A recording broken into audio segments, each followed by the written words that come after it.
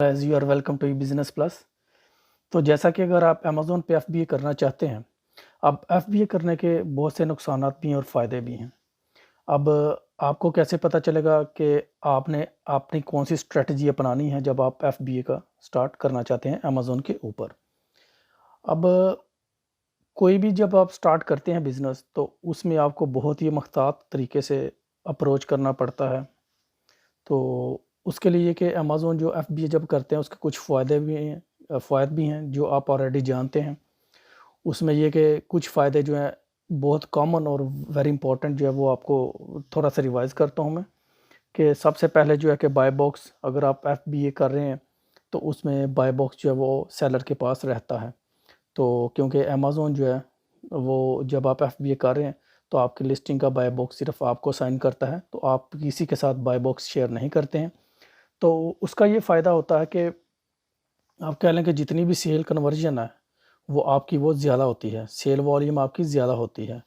तो इससे ये होता है कि आपका जो है वो बिज़नेस के ग्रोथ करने के चांसेस ज़्यादा होते हैं। तो उसके बाद जो दूसरी चीज़ जो है वो इम्पोर्टेंट जो है कि लिस्टिंग जो है उसके ओनर आप खुद होते हैं। जैसे कि जब आप कोई लिस्ट करते हैं अमेज़न के ऊपर, तो उस लिस्ट के अंदर ये है कि उस लिस्ट के जो ओनर हैं वो आप खुद हैं।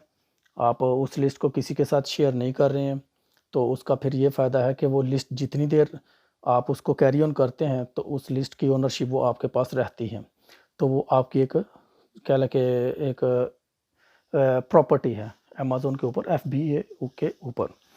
अब तीसरी जो चीज़ ये है कि वेयरहाउस जो है उसकी हैसल से आप बच जाते हैं। आप कोई भी चीज़ लेके उसको स्टॉक में नहीं रखते हैं, वेयरहाउस को नहीं रखते हैं। जैसे अगर आप कोई चीज़ खुद लेके उसको अगर फुलफ़िलमेंट खुद करते हैं, तो उसमें आपको सारी चीज़ें स्टॉक के अंदर रखनी पड़ती हैं। तो इसका मतलब है कि वो तमाम आपको उसको अरेंज करने के लिए एक आपको वेयरहाउस की भी ज़रूरत पड़ेगी। फिर वेयरहाउस को मैनेज करने के लिए बहुत से दूसरे आपको वर्कफ़ोर्स की भी ज़रूरत पड़ेगी। तो ये तमाम हैसल से बचने के लिए तो आप एफ़बीए करते हैं, तो ये तमाम आपके बिहाफ़ के ऊपर ये जितनी भी रिस्पॉन्सिबिलिटी है वो अमेज़न खुद के ऊपर ले लेता है। तो आपको वेयरहाउस के वो कोई रेंट देने की ये वो उसको मैनेज करने के लिए वर्कफ़ोर्स ये तमाम चीज़ें जो उससे आप बच जाते हैं।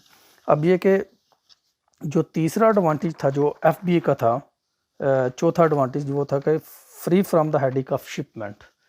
तो अगर कोई भी ऑर्डर आपको मिलता है, तो वो आपके बिहाफ़ पे अमेज़न क्या करता है, खुद शिप करता है।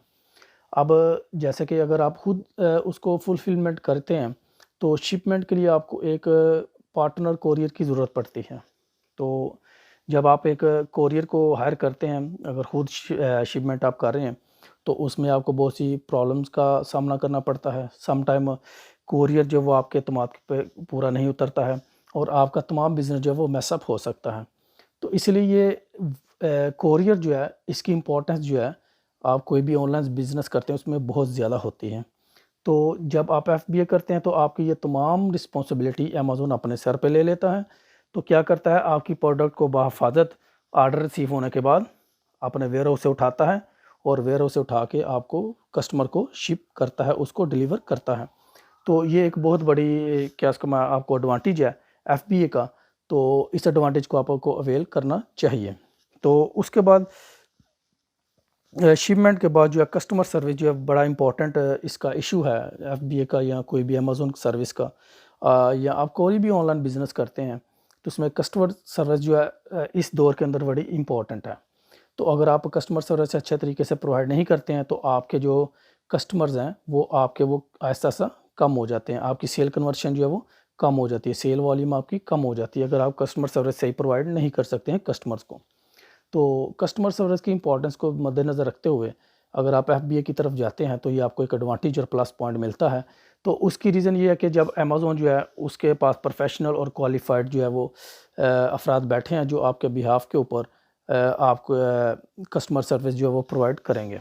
तो उसका फिर ये है कि कोई भी कस्टमर आपको उस आपके प्रोडक्ट से रिलेटेड कोई इश्यू है, आपके ऑर्डर के फुलफ़िलमेंट से रिलेटेड कोई इश्यू है, वो तमाम जो है आपके बिहाफ़ पे जो है अमेज़न की टीम वो खुद सारा परफ़ॉर्म करती है, तो उससे आपको एडवांटेज मिलता है। तो ये बहुत से कॉमन और की फैक्टर्स हैं, जो आपके बिज़नेस को जो है फ़ायदा पहुँचा सकते हैं। अब एक अमेज़न का सबसे बड़ा जो न्यू सेलर्स हैं, उनके लिए डिसएडवांटेज ये होता है कि अगर आप न्यू सेलर हैं तो आप ये FBA कर तो लेते हैं, लेकिन इसमें सबसे जो बड़ा डिसएडवांटेज ये होता है कि आप कह लें कि जब आप अमेज़न को शिप करते हैं अपनी प्रोडक्ट्स, जितनी भी आपके उनके वेयरहाउस को भेजते हैं तमाम लिस्टिंग करने के बाद अपनी प्रोडक्ट, तो उसमें अमेज़न जो आपकी चीज़ को स्टॉक करता है, तो उसको आपकी चीज़ों को स्टॉक करने के लिए उसको स्पेस की ज़रूरत पड़ती है। वो स्पेस जो वो आपको प्रोवाइड करता है, तो उस स्पेस के लिए वो आपको चार्ज करता है, उसकी आपको उसको फ़ीस देनी पड़ती है। तो अमेज़न जो चार्ज करता है, अगर आपकी कोई प्रोडक्ट जो है वो सेल होती है या नहीं होती है, तो जितनी देर आपकी प्रोडक्ट उनके वेयरहाउस में रहती है, हर दिन का, हर गुज़रे दिन का वो आपसे अमेज़न अपनी फ़ीस जो है वो चार्ज करता है। तो लेट्स से कि अगर आप न्यू सेलर हैं, आपकी सेल कन्वर्जन इतनी ज़्यादा नहीं है, तो अभी आप इन्वेस्ट कर रहे हैं, तो इसका मतलब है कि 2, 3, 4 माह तक अगर आपकी कोई सेल होती है या नहीं होती है, लेकिन फिर भी आपको उसकी फ़ीस पे करना पड़ती है। तो ये आपको एक डिसएडवांटेज है जो बहुत बड़ा है, लेकिन इससे बेहतर ये है कि जब आप स्टार्ट करते हैं तो आपको ये सोच समझ के करना चाहिए कि आपकी प्रोडक्ट जो है, आपकी जो आइटम है, जो आपकी जो इन्वेंट्री है, उसका साइज़ क्या है, उसका वेट क्या है, और अमेज़न उसके लिए आपको स्टोर कीपिंग के लिए कितने उससे चार्जेस कर रहा है।